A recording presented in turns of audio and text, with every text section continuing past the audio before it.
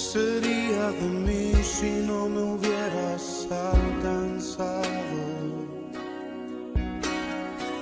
¿Dónde estaría hoy si no me hubieras perdonado? Tendría un vacío en mi corazón, vagaría sin rumbo, sin dirección. Si no fuera por tu gracia y por tu amor, si no fuera por tu gracia y por tu amor, sería como un pájaro herido que se muere en el suelo. Sería como un ciervo que brama por agua en un desierto. Si no fuera por tu gracia y por tu amor, si no fuera por tu gracia y por tu amor, ¿qué sería de mí si no me hubieras alcanzado? ¿Dónde estaría hoy si no me hubieras perdonado?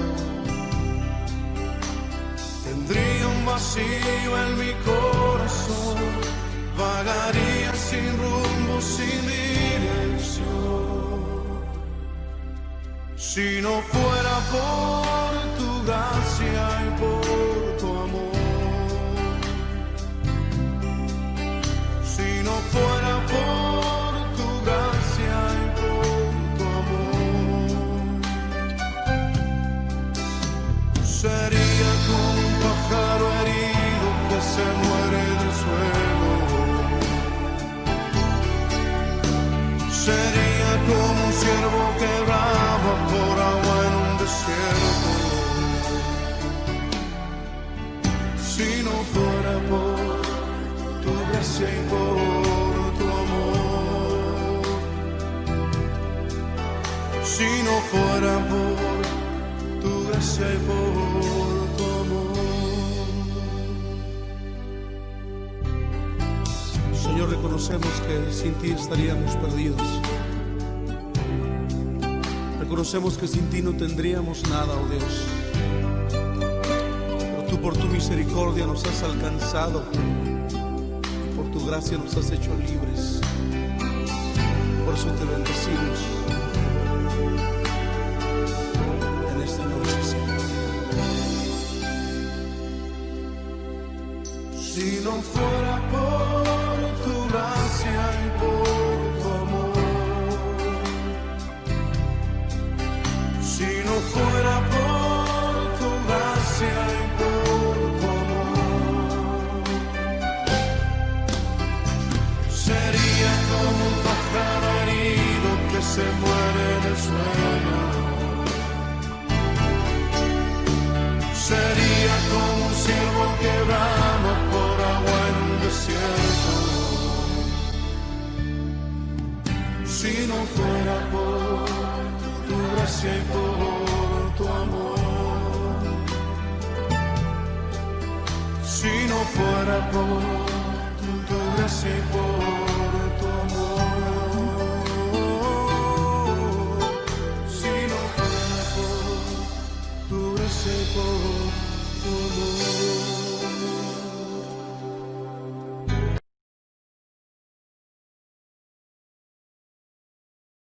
Hermanos en la fe, que el Señor Jesucristo gobierne plenamente sus vidas. Los saludo hoy desde mi casa, esperando que todos se encuentren muy bien, que principalmente que el Señor haya mantenido y resguardado nuestra salud en estos días. En cuestiones laborales también las cosas estén resultando bien. Hoy nuevamente he tenido la oportunidad de seguir conversando con ustedes sobre la epístola de Santiago que hemos venido estudiando durante estas últimas semanas, y hoy nos corresponde el capítulo 4, un capítulo en el cual el Señor nuevamente nos exhorta, Santiago más bien nos exhorta a la importancia de vivir sometidos a Dios como una estrategia principalmente para resistir al diablo y alejarnos principalmente del orgullo. Entonces vamos este día a ir un poco escudriñando la palabra, viendo qué nos tiene que enseñar al respecto. Entonces, bienvenidos todos en la hora en la cual usted se haya conectado. Espero que esté en disposición, que su corazón esté dispuesto, que venga con una mente dispuesta, con una mente abierta, dispuesta a escuchar la palabra del Señor y permitir pues que el Espíritu Santo nos redarguya y que nos pueda enseñar algo en este día. Bienvenidos. De hecho, el pasaje comienza describiendo las razones por las cuales existe conflicto entre los creyentes. Santiago afirma que el deseo de los seres humanos de gratificar sus anhelos, los anhelos de la carne, los deseos que tenemos todos pues, como seres humanos en nuestra parte carnal, no traen satisfacción, más bien traen como un conflicto interior. Santiago 4 del verso 1 al 3 dice: ¿de dónde surgen las guerras y los conflictos entre ustedes? ¿No es precisamente de las pasiones que luchan dentro de ustedes mismos? Desean algo y no lo consiguen, matan y sienten envidia y no pueden obtener lo que quieren, riñen y se hacen la guerra. No tienen porque no piden, y cuando piden no reciben porque piden con malas intenciones, para satisfacer sus propias pasiones. Entonces el pasaje nos muestra que es importante darse cuenta de que Dios concede a sus hijos todas las cosas que ellos necesitan en respuesta a las oraciones que concuerdan con su voluntad, a diferencia de las peticiones hechas para cumplir con los deseos propios, carnales, digamos, o pecaminosos. Entonces aquí cabe la pregunta, ¿y entonces es que es malo yo pedir por mis propias ambiciones? Pues la respuesta es que definitivamente no, o sea, para nada, en lo absoluto. Dios es el dueño de todo y es nuestro Padre, y como tal nos provee de todo lo que necesitamos. Lo importante en ese sentido es que cuando nosotros oramos, reconocemos, o el Señor reconoce cuál es la intención real de nuestro corazón con cada petición. Las Escrituras proporcionan pautas con respecto a las oraciones que son apropiadas. Mateo 6, 5 al 13 dice: cuando oren, no sean como los hipócritas, porque a ellos les encanta orar de pie en las sinagogas y en las esquinas de las plazas para que la gente los vea. Les aseguro que ya han obtenido toda su recompensa. Pero tú, cuando te pongas a orar, entra en tu cuarto, cierra la puerta y ora a tu Padre, que está en lo secreto. Así tu Padre, que ve lo que se hace en lo secreto, te recompensará. Y al orar no hablen solo por hablar, como hacen los gentiles, porque ellos se imaginan que serán escuchados por sus muchas palabras. No sean como ellos, porque su Padre sabe lo que ustedes necesitan antes de que se lo pidan. Ustedes deben orar así, y pone el ejemplo pues del Padre nuestro que es muy conocido, ¿no es cierto? Dice: Padre nuestro que estás en el cielo, santificado sea tu nombre, venga tu reino, hágase tu voluntad en la tierra como en el cielo. Danos hoy nuestro pan cotidiano, perdónanos nuestras deudas como también nosotros perdonamos a nuestros deudores, y no nos dejes caer en tentación, sino líbranos del mal.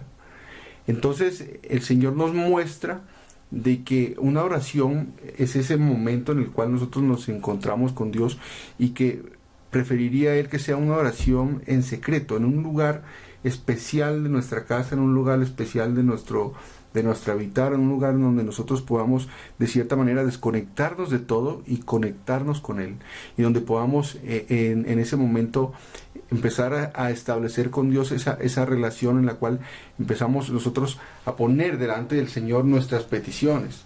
Pero así como el ejemplo de Jesucristo no se centra netamente en lo que nosotros queremos o anhelamos, sino que también pedimos por nuestra parte espiritual, alabamos al Padre, reconociéndolo a Él como nuestro Padre, como su nombre sea alabado y exaltado, y nos ponemos delante de Él para esperar su voluntad en nuestra vida. Eso es precisamente el centro de este pasaje, ¿no? O sea, nuestro versículo clave en este pasaje que vamos a estudiar el día de hoy se centra o subraya la necesidad de someternos a la voluntad de Dios como manifestación de nuestra humildad. El versículo dice, Santiago 4:7, someteos pues a Dios, resistid al diablo y huirá de vosotros. Entonces, por nuestra obediencia a Él, dice la palabra, que vamos a recibir la gracia necesaria para resistir las artimañas del diablo, ¿no? Que continuamente, obviamente, se inclina por nuestra destrucción, como nuevas criaturas que somos en Cristo. Someterse pues significa renunciar voluntariamente al control de nuestra vida, y el sometimiento es aquello que más nos cuesta cumplir, ya que por naturaleza los seres humanos no nos gusta someternos a nadie. Desde que somos niños damos muestras de eso. Yo veo en mis hijos, por ejemplo, que en ocasiones cuando más les repites que no hagan algo, ocurre un efecto contrario. Pareciera como que más bien uno los motivara a hacer ciertas cosas. Sin embargo, Santiago nos muestra que en la vida cristiana y en el ámbito espiritual, someterse es la llave que abre las puertas de las bendiciones de Dios. Seguramente todos anhelamos mantener una vida en bendición, eso es algo obvio, y por supuesto que el enemigo no puede acercarse a nosotros, pero para que esto ocurra necesitamos dar nosotros el primer paso, y ese paso es el someternos a Dios. Ahora bien, ¿qué significa el sometimiento? Yo no sé por qué, pero cada vez que uno escucha la palabra someterse, o siempre que se habla de sometimiento, la palabra suena tan fuerte que lo primero que se me viene a mí a la mente es la imagen de un látigo sobre la espalda que nos va diciendo de manera violenta lo que tenemos que hacer. Yo recuerdo, y tengo como anécdota, cuando me reclutaron en el cuartel, cuando ingresé al ejército, el discurso inicial de bienvenida en el batallón era uno en el cual nos decían a nosotros claramente que la vida nos la íbamos a dar nosotros mismos, que éramos nosotros quienes íbamos prácticamente a definir qué tan mal la íbamos a pasar. Entonces yo en ese momento quizás era muy joven, entonces no alcanzaba a entender de qué estaban hablando, pero la verdad es que con el pasar de los días uno va dándose cuenta de que todo se centra en la obediencia, en la capacidad que tenemos de entender la importancia de reconocer a una autoridad que está sobre nosotros y de hacer las cosas conforme se espera que lo haga. Por supuesto es más fácil decirlo ahora que en ese momento, porque primero en ese momento pues yo era joven, entonces las hormonas de la juventud estaban en pleno desarrollo y las manifestaciones naturales de rebeldía de la juventud pues obviamente debían ser aplacadas. De hecho me imagino que esa debe ser la razón por la cual en la milicia se centra tanto esfuerzo en someter voluntades, y entre más soberbio eres, entre más orgulloso eres, pues más mal la pasas, y a eso era lo que nos hacían la advertencia en el discurso inicial. Entonces, el someterse a Dios implica obediencia, y para eso es necesario humildad, contraria al orgullo, ¿no?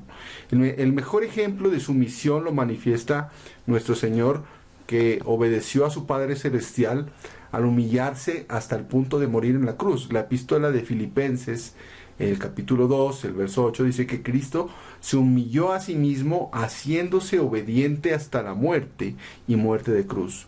Al someterse a la voluntad del Padre, pues Cristo se despojó a sí mismo para que la voluntad de Dios pudiera cumplirse a través de su vida, a través de su muerte y a través de la resurrección.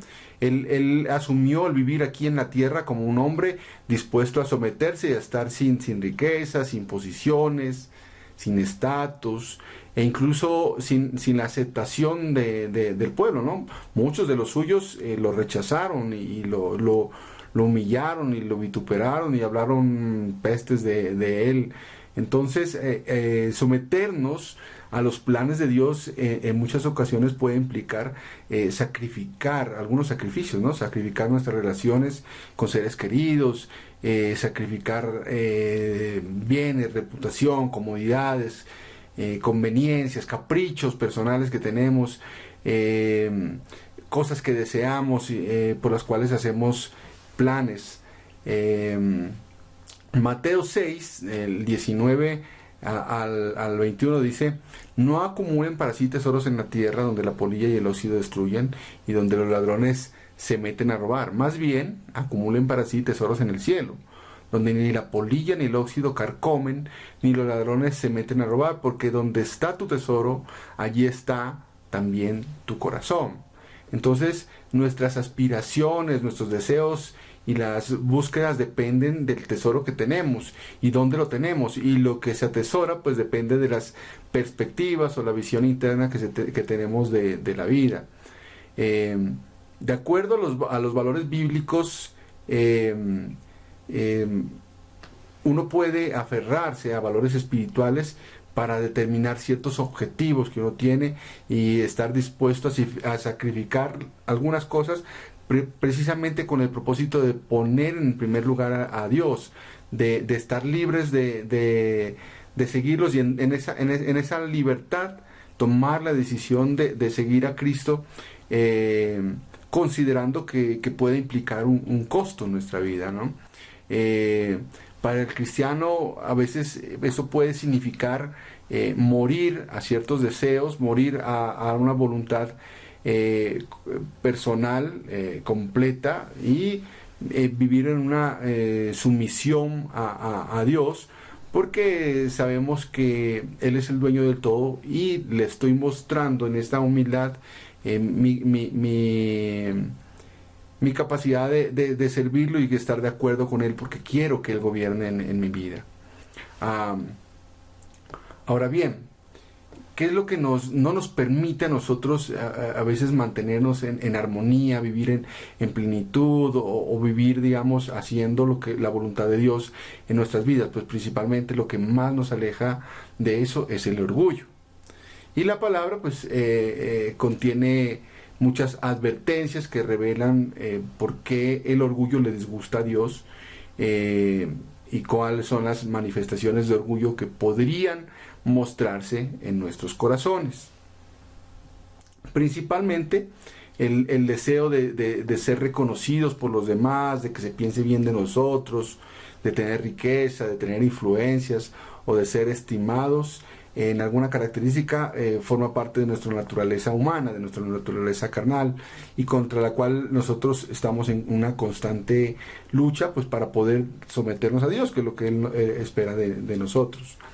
Ahora, respecto al orgullo, el Salmo 138, verso 6, dice que el Señor es excelso, pero toma en cuenta a los humildes y mira de lejos a los orgullosos. Y la verdad es que a todos, a nosotros también, y estoy seguro que a ustedes también, nos fastidian los orgullosos. Nos caen bien los humildes, porque no hay nada mejor en una relación personal que encontrar humildad en las otras personas. Principalmente porque una persona que es humilde es una persona agradecida. Una persona que es agradecida pues reconoce que todo lo que tiene, todo lo que es y todo lo que posee lo tiene por gracia, que no se lo merece, y eso lo lleva a una actitud de gratitud. En cambio, el orgulloso es ingrato. Él cree que merece más de lo que tiene y jamás da gracias por lo que ha recibido. Entonces nosotros podemos de cierta manera comparar las actitudes de una persona orgullosa versus una persona que es humilde. Entonces una persona que es humilde normalmente es seguro de sí mismo, una persona orgullosa es inseguro, una persona que es humilde se ha aceptado así tal cual como es, una persona orgullosa normalmente vive acomplejado. Una persona humilde mantiene una buena autoestima, mientras que un orgulloso tiene una baja autoestima. Ustedes pensarán que es lo contrario, pero mentiras, porque el orgulloso tiene una baja autoestima y por eso necesita que otros estén alabándolo, hablando bien de él, porque necesita elevar ese autoestima. El humilde sabe ponerse a un lado, y el mejor ejemplo está en Juan Bautista. Juan 3:30 dice que Juan se puso a un lado, menguó precisamente para que para que Jesús se pudiera mostrar, ¿no es cierto? En cambio, el ejemplo contrario, pues es el orgulloso es igualado, el orgulloso se cree igual a otros. El ejemplo más preponderante que podríamos mencionar es el de Satanás, ¿no? Que en algún momento se creyó igual a Dios, y eso fue lo que precisamente lo convirtió en el enemigo. El humilde reconoce lo que Dios le ha dado a otros y se lo hace saber, lo alaba y lo respeta. En cambio, al orgulloso le cuesta hablar bien de los logros de los demás. Todo el tiempo se compara, y si alguien es mejor que él, lo critica. La crítica es una marca del orgullo. Al humilde deja que otros brillen, mientras que en una conversación con una persona orgullosa, él solo habla de sí mismo. Una persona que es orgullosa se alegra cuando a otros le va mal, y emite comentarios como, bueno, debió ser por algo lo que le está pasando. Cada uno cosecha lo que ha sembrado, ¿no? Entonces uno empieza a escuchar frases como esa, mientras que el humilde, en cambio, se duele de las situaciones que le suceden a los demás. El orgulloso normalmente se pone a la defensiva cuando le va mal, y siempre trata de echarle la culpa a otros, mientras que el humilde casi nunca le va mal, o sea, y aprende más bien de la experiencia de los demás para no cometer los mismos errores.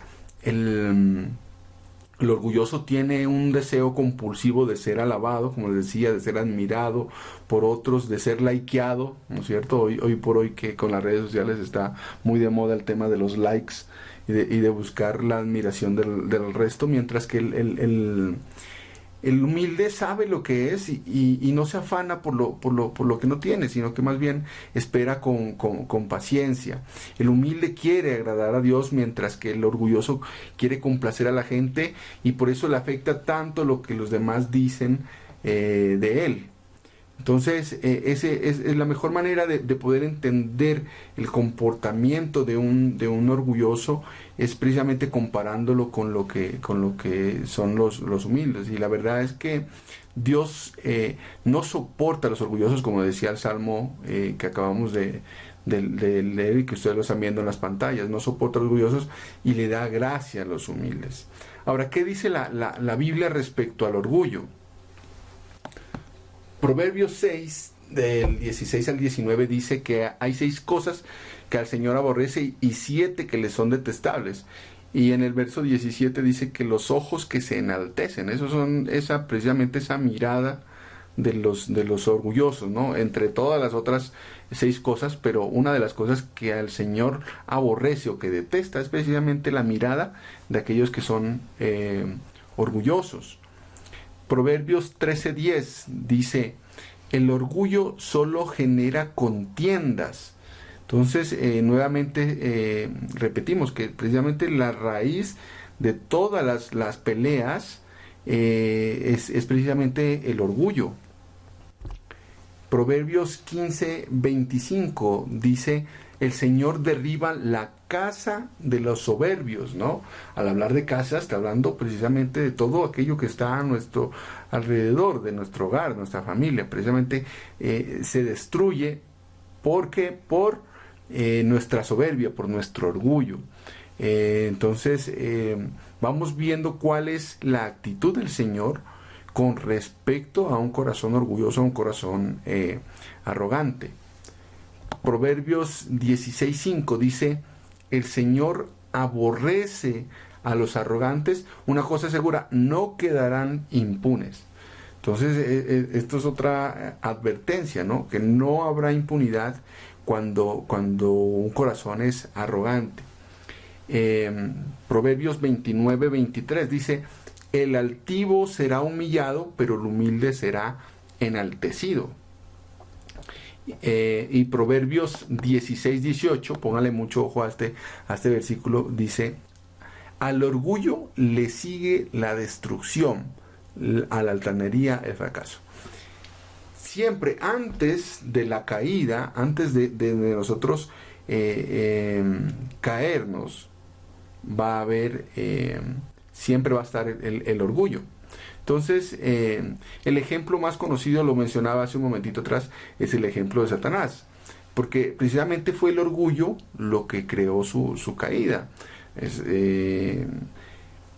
Ezequiel, capítulo 28, narra la historia precisamente del rey de Tiro, pero muchos estudiosos de la palabra coinciden en que la descripción de la que comentan este pasaje hace la descripción de lo que sucedió con Satanás, porque Satanás fue en cierta manera un ángel guardián, al cual en algún momento, por su arrogancia y creerse igual a Dios, o creerse de cierta manera que podía hacer las cosas igual a Dios, fue de cierta manera destituido, ¿no? Y rechazado.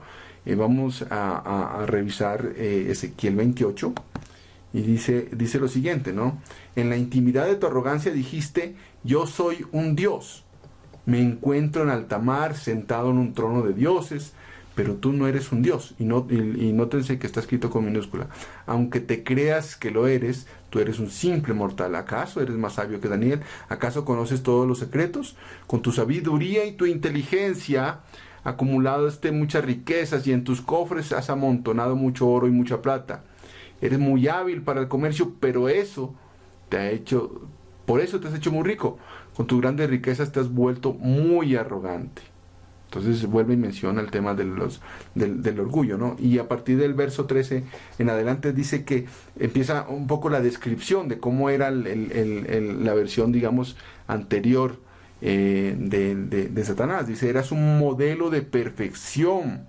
O sea, era perfecto, ¿no? Lleno de sabiduría, de hermosura perfecta. Estabas en el Edén, en el jardín de Dios, adornado con toda clase de piedras preciosas: rubí, crisólito, jade, topacio, cornalina, jaspe, zafiro, granate y esmeralda. Algunos de ellos ni siquiera los conozco yo, pero algunos sí los he escuchado mencionar antes.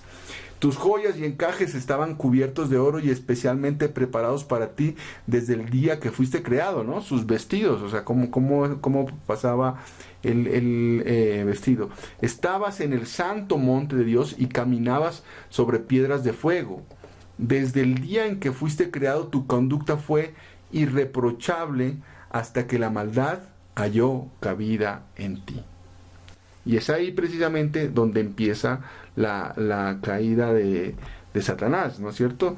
Y dice: por la abundancia de tu comercio te llenaste de violencia y pecaste. Por eso te expulsé del monte de Dios como un objeto profano. A ti, querubín protector, miren que era un ángel guardián, te borré de entre las piedras de fuego. A causa de tu hermosura te llenaste de orgullo. A causa de tu esplendor corrompiste tu sabiduría. Por eso te arrojé por tierra y delante de los reyes te expuse al ridículo. Has profanado tus santuarios por la gran cantidad de tus pecados, por tu comercio corrupto. Por eso hice salir de ti un fuego que te devora. A la vista de todos los que te admiran, te eché por tierra y te reduje a cenizas. Al verte han quedado espantadas todas las naciones que te conocen. Has llegado a un final terrible y ya no volverás a existir.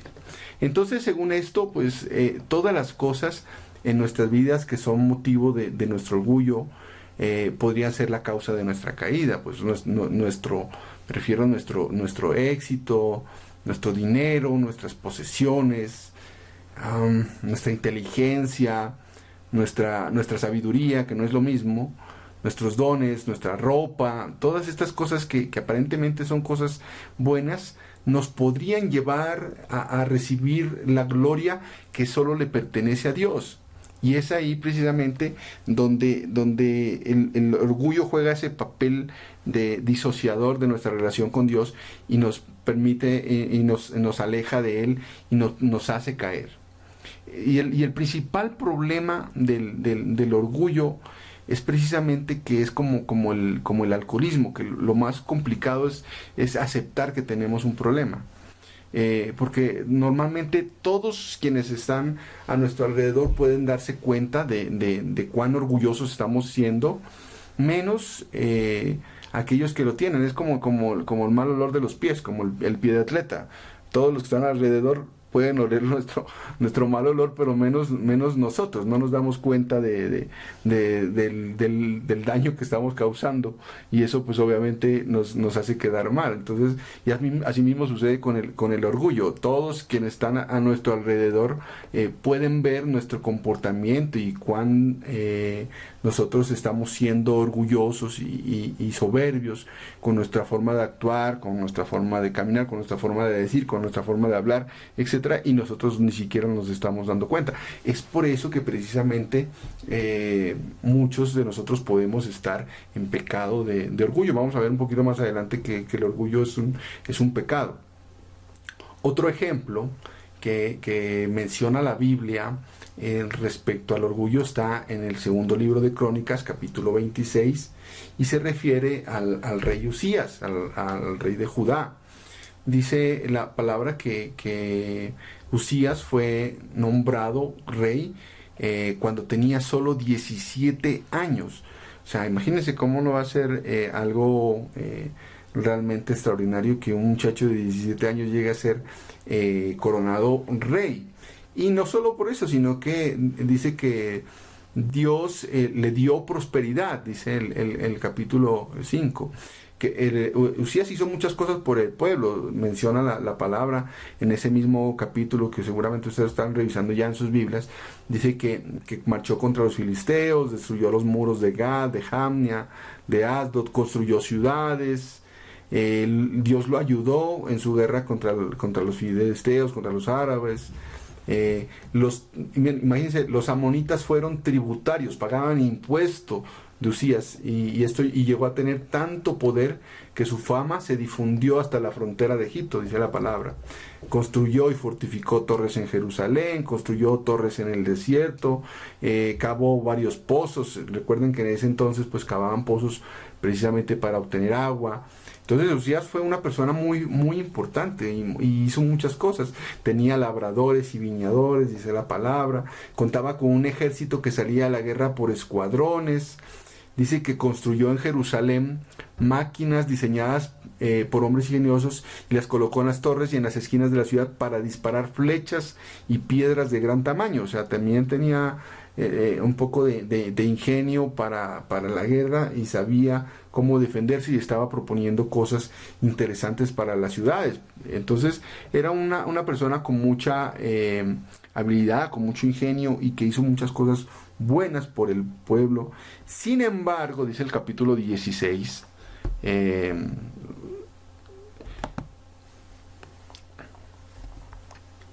sin embargo, cuando aumentó su poder, Usías se volvió arrogante, lo cual lo llevó a la desgracia.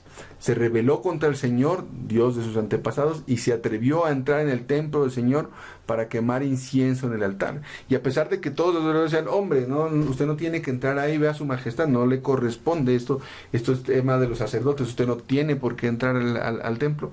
A él se le olvidó. Y se le olvidó que era Dios precisamente el que le había dado a él la oportunidad de lograr todo lo que él tenía, y dejó de ser agradecido y se envaneció en su orgullo, y eso lo llevó a la desgracia. La palabra comenta más adelante que Usías termina aislado con lepra y termina sus días prácticamente pues muriéndose poco a poco con esta grave enfermedad. Entonces y uno se pregunta, ¿por qué una persona que es tan buena, que tenía el favor de Dios, que había logrado tanto por su pueblo, se vuelve orgulloso? Y la respuesta es sencilla, porque a veces nosotros no somos conscientes de cuán orgullosos estamos siendo. Es ahí donde yo les decía que si muchas veces son los demás los que pueden notar cuán orgullosos estamos siendo nosotros, y nosotros no nos estamos dando cuenta. De ahí el Señor quizás en este día nos está exhortando a que echemos una ojeada a nuestra vida y nos demos cuenta cuán orgullosos nosotros estamos siendo, cuán orgullosos nos hemos comportado en algunas, y qué actitudes de orgullo estamos mostrando ante los demás.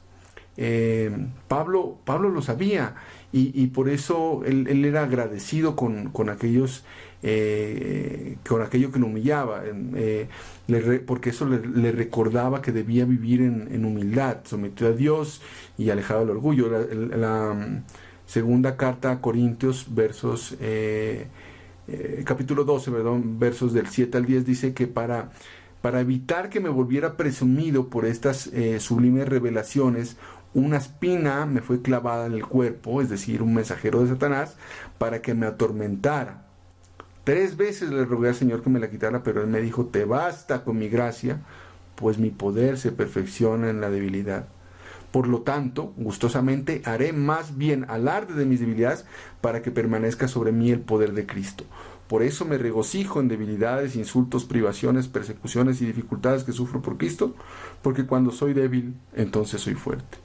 Y es precisamente ese el ejemplo, ¿no? Uno aprender a reconocer que sí, que somos débiles, que tenemos puntos débiles, que tenemos situaciones en las cuales no somos perfectos y que fallamos. Y en ese sentido de humildad en el cual reconocemos nuestra habilidad, es precisamente donde Dios se perfecciona y donde Dios nos hace realzar. O sea, Él puede reconocer en nosotros muchas limitaciones. Pues lo vemos todos los días, lo vemos en muchos ejemplos, lo vemos en muchas situaciones. Yo mismo, por ejemplo, hoy estoy tratando de comentar a ustedes un mensaje de parte del Señor, cuando quizás habrá gente a nuestro alrededor preparada que puede hacerlo de manera mejor, pero Dios, yo reconozco delante del Señor esa debilidad, y el Señor quizás me permite de cierta manera que, no sé, que a través de su gracia pueda yo estar hoy trabajando para Él, y pueda yo reconocerlo a Él en mis caminos, reconocerlo a Él en las decisiones que tomo, y poderle servir. Ahora sí, ya habiendo mencionado muchos problemas generados a partir del orgullo, la pregunta que se nos viene a hacer, y después de nuestro reconocimiento de que somos orgullosos, deberíamos preguntarnos, bueno, ¿y qué podemos hacer? ¿Cómo podemos alejarnos del orgullo? ¿Cómo podemos evitar el orgullo? Entonces, hay varias cosas que podemos hacer, ¿no? Yo quisiera mencionar algunas de las cuales, para que ustedes lo tengan en cuenta y lo consideren de pronto para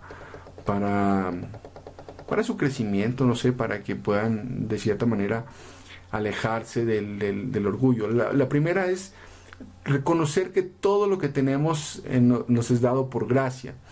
Eso significa ser agradecidos. El orgullo se inicia en el momento en que nosotros dejamos de ser agradecidos. Entonces, uno puede ser agradecido de muchas maneras. Uno puede ser agradecido en la alabanza, por ejemplo, cuando usted alaba al Señor con todo su corazón, y cuando usted alza su voz para alabar al Señor, es una forma de ser agradecido, y está mostrándole a Él precisamente su anhelo de alabarle, sirviéndole. Yo personalmente entiendo pues que mi forma de mostrarle al Señor con humildad que reconozco su soberanía sobre mi vida es precisamente sirviéndole y trabajando en su obra. Lo poco nada que pueda hacer, pues que ojalá Dios lo reciba con olor fragante en sus atrios para que su nombre pueda ser exaltado. Lo segundo que podríamos hacer, ¿no? Es precisamente no creer que somos mejores de lo que realmente somos. Romanos 12, capítulo 3 dice, Romanos capítulo 12, verso 3 dice: por la gracia que se me ha dado, les digo a todos ustedes, nadie tenga un concepto de sí mismo más alto que el que debe tener, sino más bien piense en sí mismo con moderación, según la medida de fe que Dios le haya dado. Entonces es precisamente no pasar por ese acto de soberbia, de creernos más o creernos mejores que otras personas. Identificar el tercer punto que podríamos nosotros considerar para evitar el orgullo es identificar aquellos planteamientos que tenemos en nuestra mente, aquellas creencias que nos han ido implementando en el transcurso de nuestra vida, como que somos mejores que otros, pensar que somos indispensables, pensar que nos merecemos todo lo que tenemos, o sea, o pensar que necesitamos recibir favores especiales, qué sé yo, por nuestro apellido, por nuestro abolengo, por nuestra tradición, por nuestra posición social, etcétera. Son muestras de orgullo de las cuales nosotros debemos quitarnos de nuestra mente, debemos empezar a abolir de nuestra mente todo ese tipo de creencias y pensamientos que podemos tener. Arrepentirse del pecado del orgullo. Les decía que les iba a mencionar Proverbios 21:4 cataloga precisamente el orgullo como un pecado.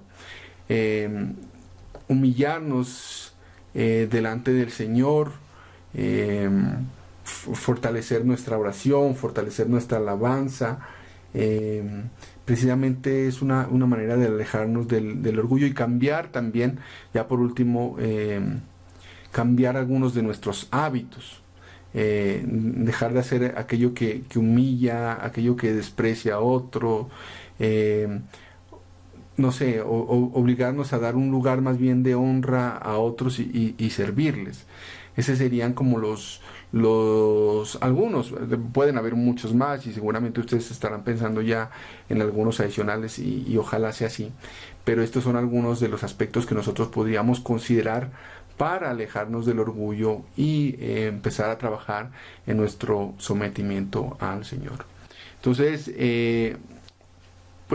para finalizar, quisiera que ustedes en sus casas puedan tener un tiempo de oración en el cual precisamente le podamos pedir al Señor que nos muestre en qué estamos fallando y de qué manera nosotros estamos siendo orgullosos y de qué manera nosotros podamos reconocer esas falencias de orgullo y empezar a cambiarlas. Entonces yo los invito ahorita en este momento que hagamos una pequeña oración, entonces todos dispuestos de corazón, ustedes allá en sus casas, yo aquí donde me encuentro en este momento, también en mi casa, vamos a orar.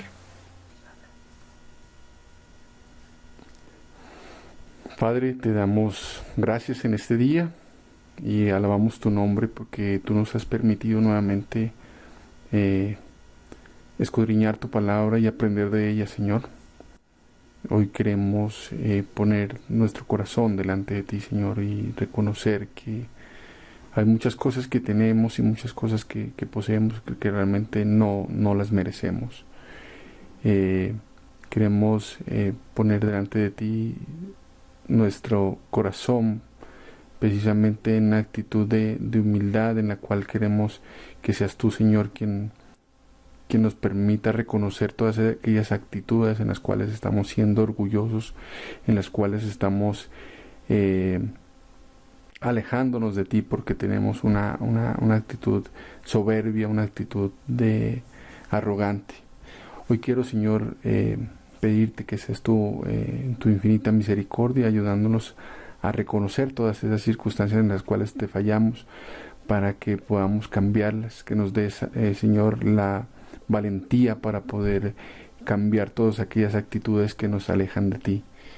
Quiero darte las gracias porque sé que estás obrando con poder en nuestras vidas, porque sé que estás restaurando nuestra salud, porque sé que estás guardándonos de todos los males que se echan a nuestro alrededor, porque sé que tu Espíritu Santo nos redarguye cada día para permitirnos un crecimiento especial, un crecimiento en nuestra relación contigo.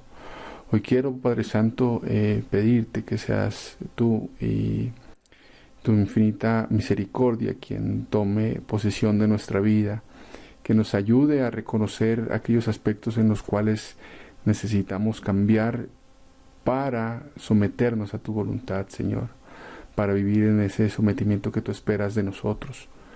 Hoy quiero pedirte, Señor, que nos ayudes precisamente a tomar mejores decisiones, a convertirnos en mejores personas, en mejores cristianos, en ser mejores representantes de ti aquí en la tierra, Señor.